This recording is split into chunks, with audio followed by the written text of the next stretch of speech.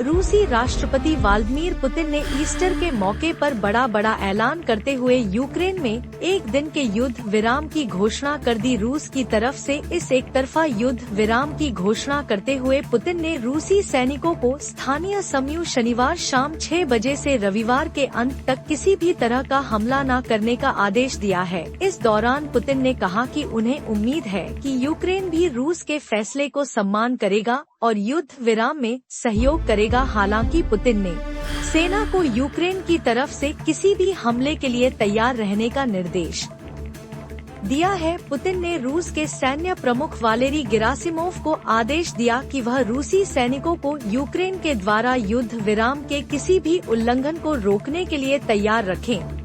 Kremlin ने Putin के हवाले से बताया, रूस मानवीय विचारों से प्रेरित होकर रविवार से सोमवार तक ईस्टर युद्ध विराम की घोषणा करता है। मैं आदेश देता हूं कि इस अवधि के लिए सभी सैन्य कार्यवाहियां रोक दी जाए। पुतिन ने आगे कहा कि हम आशा करते हैं कि यूक्रेनी पक्ष हमारे उदाहरण का अनुसरण करेगा, साथ ही हमारे सैनिकों को युद्ध विराम के संभावित उल्लंघन और दुश्मन की ओर से किसी भी तरह के उकसावे या फिर आक्रमण को रोकने के लिए तैयार रहना चाहिए। इस दौरान पुतिन ने यूक्रेन पर कई बड़े आरोप भी लगाए। रूसी राष्ट्रपति पुतिन ने कहा कि गेरासिमोव ने उन्हें बताया कि यूक्रेन ने हाल ही में एनर्जी इंफ्रास्ट्रक्चर पर हमला न करने के समझौते का 100 से ज्यादा बार उल्लंघन किया है। इससे पहले रूस ने शुक्रवार को यूक्रेन के ऊर्जा ठिकानों पर हमला करने पर लगे रोक को भी खत्म करने का ऐलान किया था। बता दें कि यूक्रेन और रूस दोनों ने एक दूसरे पर इस समझौते को तोड़ने का आरोप लगाया था।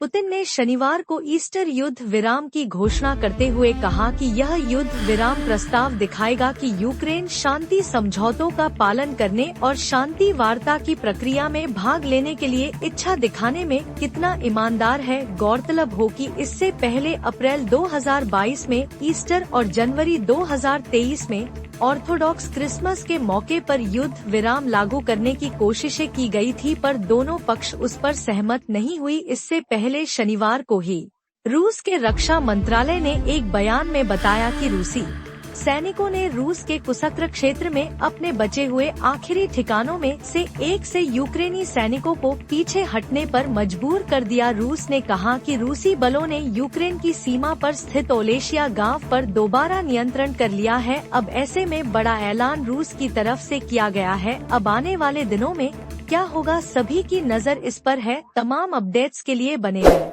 आप देख रहे हैं इस वक्त चंबल न्यूज। नई खबरों के लिए हमारे चैनल को सब्सक्राइब करें।